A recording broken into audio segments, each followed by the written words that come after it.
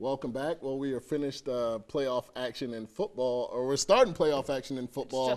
The other sports are well into championship season.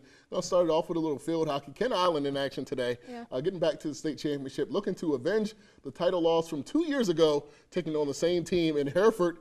And the Bulls came away firing in this one. Not one shot, not two shots, 3 shots in this one, all stopped by Bucks keeper Hope Woolby. She was crucial in this one to keep this game scoreless. Ninja. All those shots, you know Hereford had to break through somehow, right? They do. Caitlin Brandt with the high archer. That makes it 1-0. Hereford leads. Kent Island finally responding and doing it well. Abby Carpenter, the Wake Forest commit, ripping the laser past the keeper. We got ourselves a ball game, folks. Tied at 1s.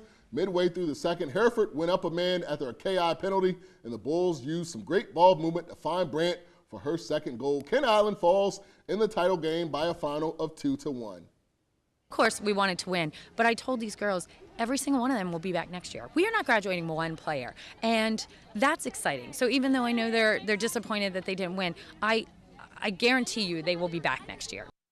That team is going to be stacked and lethal. Yes. Now, Queen Anne, speaking of stacked and lethal, they were in the 1A title game taking on Liberty today. There's Ashley Caldwell on the cross to Brooke Heffler for the goal just 2 minutes into the match. Then Gabrielle Corder with the shot, but the save from Grace Fenner.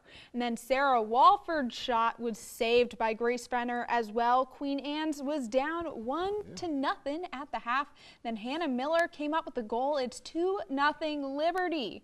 And then Gabrielle Corder with the shot, she finds the back of the cage that was disallowed because it was outside of the circle, and Queen Anne's loses 2-0. It is the greatest season in program history, so I'm super proud for the kids for that. I know they're heartbroken today, but I know when they sit back in a week later and settle on this moment and look back, they're going to be very proud of their season. All right, tough losses for those girls. Two fantastic games. Yes, 2 fantastic seasons. All right, to Delaware now, where we are in the state quarterfinal rounds of the DIAA tournament. This afternoon, the Delmar Wildcats picked up their state title quest, squaring off against Henlopen and foe Milford. And we would be scoreless through about midway through the first half. Ashlyn Carr are going to connect on this penalty stroke here to give her Cats a 1-0 lead. They could have had more if it wasn't for the great keeping of Milford Jr. Leah Barnett. Wow. A bunch of great stops by her. Wow. She was one of the reasons this game was 1-0 going into the half, but Delmar just hard to stop. Second half, Cats get going. Great pressure here leads to this. A great save by Barnett, but she cannot keep out the hard shot by Peyton Kemp.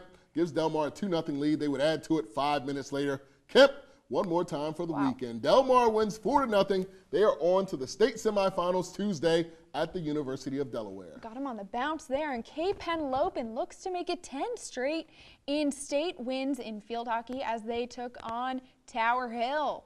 Tower Hill on the penalty corner. The ball goes to Isabel Pilson, who winds and fires and finds the back of the cage in the 24th minute. It's 1-0 Tower. The Hillers with a penalty shot late in the second half. And Julia Smith goes right. So does Lori Ferguson. But check this out. What a save by their keeper. That kept the deficit to 1. Wow. Yeah. Ninja-like. No kidding. Those reflexes, though. Kept the deficit to 1. Pilsen would add another goal late. Tower Hill defeats Cape Henlopen for the Vikings' first in state loss since 2010. Polytech taking on Caravel in the quarters as well. Scoreless in the first half, but boy, would we have a thriller in the second. Off the corner, Olivia Duarte sending one through the middle. That squeaks just past our keeper there. Poly, they would knock on the door all second half after a bunch of great saves by Caravel keeper Emily Rulowitz. The Panthers would finally get on the board. Shannon Stephen with the equalizer right here, and we would be headed to overtime. In the overtime period, Polytech would finally break through. Sophomore Lacey Bailey with the answer right there from in close. That is a walk-off winner. Polytech with another upset in these playoffs. They will now square off with Delmar in the state semifinal on Tuesday at the University of Delaware. I would like to take this opportunity to give props to Polytech's jerseys. Those unis are sick. They are swag, All yes. right, so field hockey is just so hot right now, but we're going to take a break. When we come back, we'll update you on those Pocomoke Warriors and the big soccer matchup that went down over the bridge earlier today. My name is Shamir Vessels, and I'm defensive end for Woodbridge Raiders, and you're watching Del Mulver Sports Insider.